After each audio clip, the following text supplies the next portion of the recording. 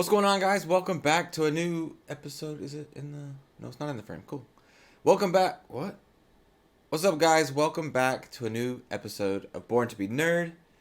We are continuing with Attack on Titan, episode 17, 18, 19, 20? Season 4, episode 20, I think. Um, Last episode was rough on me. I reacted to it after working all night and then getting upset over being spoiled to a major plot point. And then I had the audio issue. So it was a rough reaction. I don't think it hindered my reaction at all.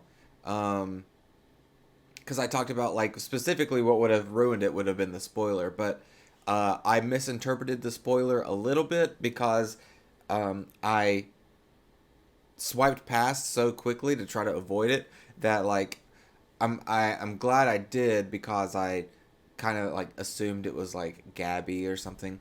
And so I was still a little surprised in the show. However, we'll talk about that in a second. We'll talk about that in a second. So I last episode was rough. I have tech issues all the time. And not just with recording, where I make mistakes where I let the audio from the show get recorded and things like that, which drown out my audio, and all these other issues that I run into all the time. I also have had a lot of tech issues with streaming. Something about Streamlabs, just really finicky sometimes. But I didn't stream at all last week, and I spent the week working on other projects, which I think I talked about in the last video about me getting into drawing and getting into more graphic design to try to learn how to do things like 2D live models for people and myself, like emotes and like graphic designs for t-shirts and things, and all these different kinds of things I've been really focused on lately. But I apart from that, I spent the week redoing my entire stream setup. So my software, my Streamlabs, I cleaned it up dramatically, and so I think it's going to be a lot more efficient and easier to avoid mistakes now. It already feels so much better. Like before, I had all these different what are called sources. So it's like this audio source, this audio source, this audio source, and you have this long list. I have all these different, like, video sources and all these different, like, stream overlays and tabs and things. It was just a mess because I didn't know what I was doing when I set it up. I just followed a tutorial on YouTube. But after learning a lot and watching more videos on how to, like, properly set up certain audio things, I feel a lot more comfortable with where we're at now. So it should be a lot better. It should be a lot better. Things should be running smoothly. Now, I will say, I don't know if I'm going to get back to editing the videos as far as, like, cutting them up for YouTube. I think I'm honestly just going to keep linking them on Patreon. And so, like I've said multiple times, for anyone who's new or hasn't heard me say it, or like skipped through my discussions before, I took off all monetization on Patreon because I'm not really focusing on that right now. I'm not trying to make reactions a full-time thing anymore, so I don't want to charge people for it, you know. I will be converting Patreon into something new in the future, probably with my graphic design stuff. But that's in the future. So for now, if you want to watch my Attack on Titan reactions, the links in the description will lead you to my Patreon, where honestly, you can watch the Attack on Titan and you can watch everything else that's on there. It's all free at this point. Like, it kind of undermines the people who have donated so much in support of the channel. However, they got all their content a long time ago, and so at this point, I think it's all fair game. So yeah, feel free to watch whatever you want before it goes away, because uh, once I close the chapter of reactions on the channel, I will also be deleting the reactions off of Patreon to clean everything, to get everything ready for the next move, whatever that may be. So yeah, that's it for that. I want to just clarify that real quick. Oh yeah, so we'll do a pre-discussion, and then it'll pause, and then you can go watch the reaction. And if you want to come back and talk about it, feel free to come back and talk about it. Or you can just leave a comment on the Patreon link. I'll respond to either or. Um, but yeah, not really worried about it. I just want to capture my reactions to this final arc, and share it with all of you. And so anyone who wants to kind of communicate about that is welcome to. So let's talk about the episode. So last episode, again, we're in this state where I have no idea what's going on, so I don't really know what to say. But I will say, I watch reactions. I love watching reactions. I watch them all the time. So I watched the reactions to the newest episode of last week's episode, and I know that like Eren getting shot and like his head blown off was like a crazy moment, and like even if I didn't have a spoiler going into it, I don't think I would have been as like shocked, like it was crazy. And it was still shocking because I didn't know it was Eren that was in the spoiler that I saw. I thought it was Gabby. So it was still a shock to me. However, regardless of a spoiler or not, my first thought would have always been something's gonna something's gonna happen. Like there's no way they're gonna kill Eren in episode 3 of the new part. Like there's still a whole entire arc. We haven't gotten anything as far as like fulfillment of what Eren's mind is at and everything. So I would never have been worried. I watch these shows differently than a lot of people.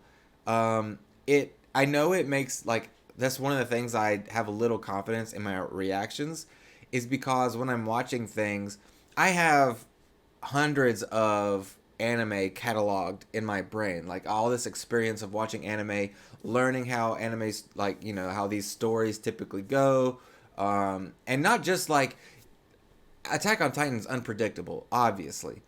However, you learn how to understand animated expressions, and like body language, how that's drawn and things like that.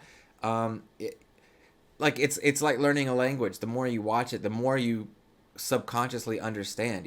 So there are things that I'm able to kind of like internalize and understand more than I think some people who maybe have fewer anime under their belt. So it comes off sometimes like I'm not really phased by things. I noticed in my reaction there were moments that were really crazy and really like impactful for other reactors that didn't really phase me externally as much. For instance, like whenever I'm trying to think of a good moment to explain. I think a lot of the moment of like Falco after he had turned Titan, like going to like trying to eat Rainer and all this stuff, I was kind of just internalizing it and kind of like trying to visualize where this would take the story. So if he eats Reiner now, he gets Reiner's Titan form. It feels like Reiner's story ended without any type of like conclusion with his like crazy internal conflict. And I think this universe has made Reiner's internal conflict too important to snuff it out that quickly. Um, uh, Especially whenever he started to like give up, I knew that like obviously it just didn't feel like the right time. And everything else. So that's typically why I tend to like have less of a reaction to things, and that's one of the biggest reasons why I have lost my interest in doing reactions on YouTube, just because I know that it's not as satisfying to watch me like kind of just internalize things, you know. So, but anyways, the next thing was that I wanted to talk about was the pretty much the ending of the episode, where after Zeke touches Aaron's head, they travel into this other realm. And sorry, I have a stuffed up nose. Hold on. Woo. Let me drink some coffee.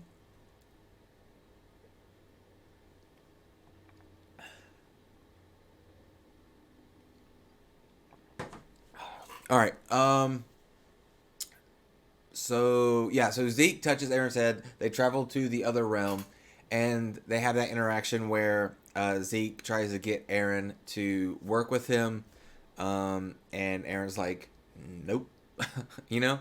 So yeah, and then Zeke pretty much was like, I was testing you," which was kind of silly, but that's the world they live in, is like not knowing who to trust, not trusting anyone, trying to trust everyone.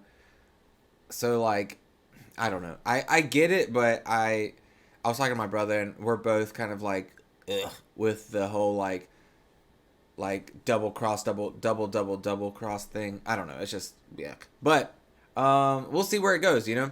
So the idea right now is that Aaron is chained and he's at the whim of Zeke, and Zeke's gonna go and ignite the euthanization plan, or has tried to do that in this moment. You know, I don't know exactly. We'll see what happens in this episode. However, two things I will say. We saw how many years it felt like Zeke was in that realm before Aaron joined him, which like happened in a millisecond, you know? So from the moment Zeke leaves Aaron's position where they're at right now, it could be years again before Aaron makes his way back to the surface, or back to the other like main realm, or whatever you want to call it. So I'm not really worried about Zeke right now. I think our biggest focus. So the thing is Aaron is currently in a very dangerous and what's the word? What's the word with being like you're dying, you're gonna die.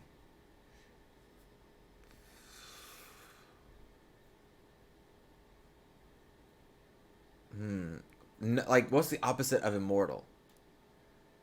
Not mortal, obviously, but like I can't think of the word. But anyways, he's in a state where his life is ending pretty much on the like outer, the main world. I don't know what we call these at this point. Um, and so if time moves forward in this plane, then Aaron dies, which obviously Aaron can't die, which means that whatever has to be resolved in this other realm before time continues, which like if that makes sense. So Aaron is going to do something in this moment. And I think we're probably going to like I see the thumbnail and I see the title, so maybe we're gonna get flashbacks first to learn some things probably. But eventually, before we see anything else happen on the main world, we have to resolve what's happening in this alternate realm with the paths and everything and Ymir. So I'm assuming it might take years for Aaron like it did for Zeke, which would be crazy to see. But he's gonna either have to awaken something with Ymir, awaken something with himself, maybe make contact with Ymir, maybe like even if he did something crazy like eat Ymir, which I know he's like in a human form, but we don't know what's possible in that realm. So I don't know what that would mean. Make contact with this with the paths tree thing. Like there's all kinds of things that could happen for Aaron to like awaken something to, you know, come out of this and oh, it why does it always do that? It may have messed up my audio just now. Let me. I don't know if it's fixed. I don't know if we're good. This is the problem with doing recording. See, I needed to put my computer on non-sleep mode where it never goes to sleep. I should do that, or put it on a longer timer. I always forget to do these little things. Hopefully, it's not lagging. If it is, I'll fix it in post. But what we were saying was, I'm pretty sure Aaron's going to be fine. He'll figure something out. How he's going to survive. So we know that Zeke, when Zeke was blown by the explosive, I mean, he was like guts from the torso down. And if Porco was unable to heal himself in the state he's in, with just like some, like, it looks like head and maybe some brain damage or something, then Zeke was done for. Like, he was dead. So that, but he needed. I don't know if, see, we don't know anything. So I don't know if he needed the Titan that put him in the stomach. If he needed that to like gain its substance, because it looked like he like inhaled the steam and like absorbed it, you know, or if that was just a visual representation of like him compacting. I don't know, but uh, it, like, he talked about Ymir rebuilding his body out of sand. So there are two ideas. One, um, Aaron uses like Zeke used the other Titan and absorbs Zeke, which would be crazy, but it could happen maybe. I don't know, because remember, he's in the state right now, like it's frozen in time. So right now Zeke is holding on to Aaron. So Aaron's head is alive for, you know, however long like a severed head can survive. So a few seconds, a couple minutes. I'm not really sure of the exact number. I think it's different for every severed head. But yeah, so like technically he could still do something. So either there's, I think, two ideas that he could do. Absorb Zeke's body because he's right there to rebuild his own, which would be crazy. And I don't know if it's possible, but we don't know anything. So maybe. The other thing would be maybe he's still so powerful with his Titan forms that he's able to turn into a Titan with just his head, which would regrow his body. You know, we don't know what he's capable of. We saw how fast he regrew his arm and leg. Was it his arm too, or was it just his leg? No, it was just his leg. But like he regrew it in like real time, so he's able to regrow really quickly. Um, and so we it shows how powerful Aaron has become. So we don't know what he's capable of. We don't know like what he can do from here. But I think it's going to be an exciting episode. So without further ado, let's get going. If you can hear the heater going in the background, I'm sorry. I'm not gonna turn it off to do the reaction because it is cold as hell. I don't have my phone, so I can't. Oh, I do have my phone. What's the temperature right now? 32 degrees. Is that correct? No. It's 48 degrees. But it's really cold in here. I don't use central heat. Central heat makes me sick. Like that, like hot, like electric, that like hot. I don't know what you would call it, but the hot like metal heat. You know, it's really gross feeling. Especially like just like having like a central heating system in like a house or something. It feels like you're being cooked. I don't know. Even if you put it on light, I just don't like it. So I have a little box heater because the moment it starts to feel like that, which it doesn't because it's so light, the only thing it does is kind of just take the edge off in my room. So I just keep it where I'm at. So if I'm in my office, I keep it in here. If I'm in my bedroom, I take it in my bedroom, and it just kind of like takes the edge off the crisp cold air. And because I don't really get cold, uh, unless it's freezing, you know. But like, uh, you know, if my apartment's in like the 50s, I'm fine as long as I got a little heater to like kind of like pull that like frosty air out, and I got like I sleep with like a fur blanket, so it's pretty warm. But anyways, that's neither here nor there. Let's get this episode going. I'm excited.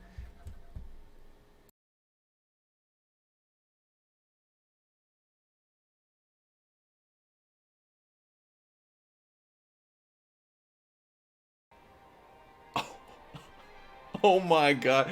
He is a. Oh my god. That is the craziest thing. What? Oh my god. Oh my god. I gotta text everybody. I gotta text everybody. Oh my god, that was crazy. Okay, so the thing is Aaron really the bad guy?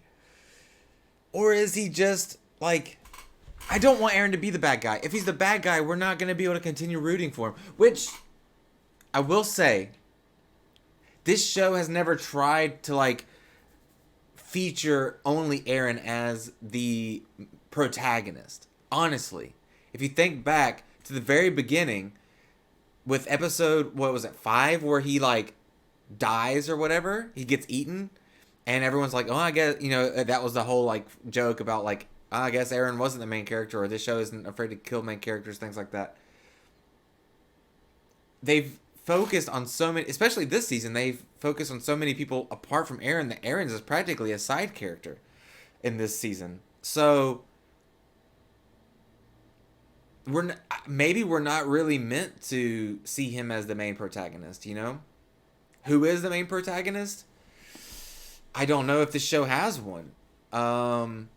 You could say it's I don't know, we don't really it doesn't look like we have like a physical person right now unless Aaron has a bigger plan than what like Grisha was able to see cuz he said it gets really terrible and I believe it.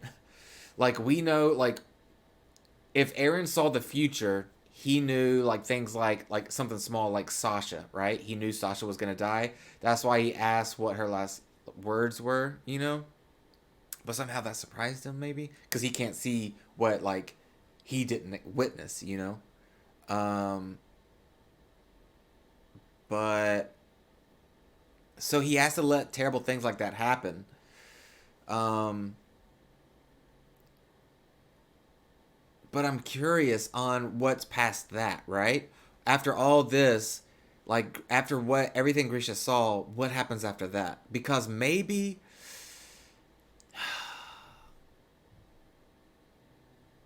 I don't know. Can he only affect the future? No, no, no, no, no, no, no. No, he affected the past because he talked to Grisha in that state. So he can affect the future and the past. Now, what can he do? So I'm thinking like these are two things that I've thought about. Well, it's kind of just one actually. He could potentially go to the very beginning of time for the Eldians or whatever, for to the very beginning of Ymir, and do something there and pull a uh, uh, butterfly effect thing where he just kind of stops existence. He said I should have never been born. He could have just like changed everything there and given everyone free will from then on. I don't know if that's the answer though. I feel like the ultimate solution, right, to like save everyone but also give everyone free will would just be to take away the Titan power. This like magic thing of all the 9 forms, the power of Ymir, all this, just to remove all of it and let everyone exist as they are with free will, but there's no chance of ever becoming a Titan or anything. All that's disappeared. That's the golden solution. But I don't know if it's possible. So I don't know what he's got planned. He was terrifying. If he's the villain, it's the one of the scariest villains I've seen in a while. Just for the simple fact of like his rage from like in like season 1 and 2 were really like intimidating. We're like, ooh yeah, his rage is crazy. This is on another level. This is like worse than Yolanda or whatever her name is. Zeke's like #1 supporter. This is scarier than her face. Like his anger and his rage is like evil, bro. But I don't want to believe he's evil. There's got to be more to it. I don't know, man. It's crazy. I don't know what's gonna happen. I don't know what to say. I really can't say anything else. That was insane. I think we're just gonna have to keep watching and keep, and see what happens, because speculation's out the window, man. We don't know. We don't know.